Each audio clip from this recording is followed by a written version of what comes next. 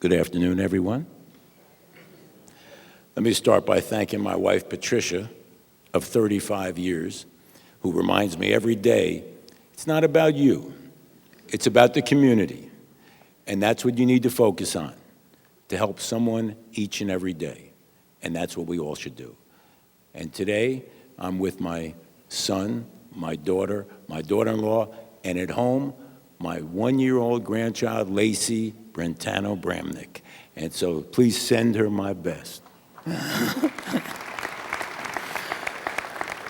Mr. Speaker, Majority Leader Greenwald, Conference Leader Rible, Whip Rumana, Budget Officer O'Scanlan, distinguished guests, and fellow New Jerseyans. Happy 2016 to everybody. Today I'll guarantee you one thing about New Jersey's political future. It will not be boring. Whether we are productive, that is not so clear. On that note, I have some serious concerns about our country and our state. It appears that politics and policy seem to be drifting farther and farther apart. Politics appears to be our new national pastime. Every word, every moment, dissected under a microscope, and the discussion has gone from someone's hair to even to the heels on someone's boots. Yet the discussion of public policy, not so much. And I conclude that policy is just not that interesting, not that entertaining, and therefore doesn't drive ratings very well. Politics has gone from the art of statesmanship to an arena of insults, ridicule, and showmanship.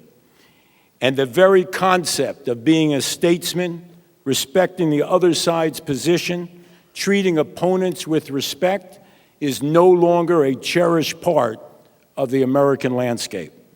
And that should be very troublesome to all of us.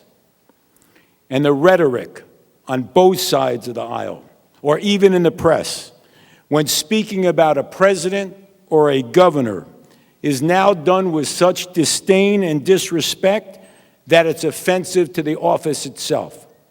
Whether we are talking about Barack Obama or Chris Christie, let's keep in mind that they occupy an office in our government that deserves basic respect and basic decency. Thank you.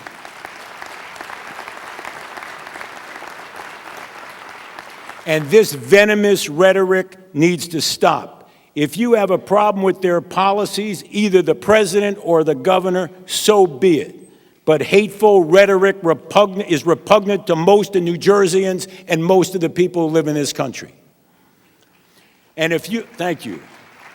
If you are a Republican and you hate all Democrats, or you're a Democrat that despises all Republicans, you have no business to be in public office.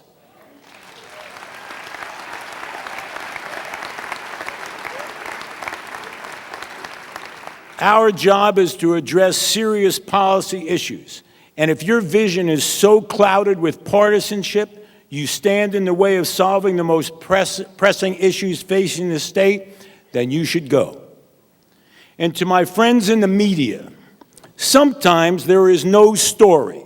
Sometimes there's no angle. Sometimes there's no bad faith, and maybe there's not even politics. There may just be legitimate policy differences. And I do understand that simply comparing the underlying policy differences is boring and will not win any awards. But it just might be the right thing to do. And furthermore, journalism is an art, and it should be treated that way. My friends in the media, you should not be co-conspirators in creating an atmosphere of distrust and divisiveness.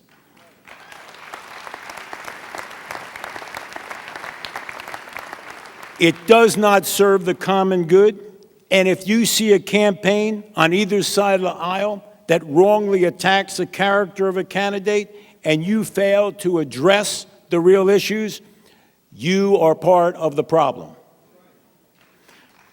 I submit that most New Jerseyans want us to govern from the middle. That means compromise between the ideas of Democrats and the ideas of Republicans. The loudest voice, the most powerful political boss, or the richest PAC does not and never will reflect the position of most people in New Jersey, and never will. Now let me address some public policy myself, and to the Speaker, a man of his word, a friend, and we've worked together well. But I am still the voice of the minority, and it is my job to articulate the differences in a nice way. So let me begin. We will stand up against using the Constitution as a legislative tool to avoid the veto of the governor. We will strongly oppose unfair redistricting plans that make New Jersey a one-party state. And we will, thank you. And we will clearly express our concerns about the cost of living or dying in New Jersey. And once again, I respectfully request that all of our 80 reform bills be posted as soon as possible, Mr. Speaker.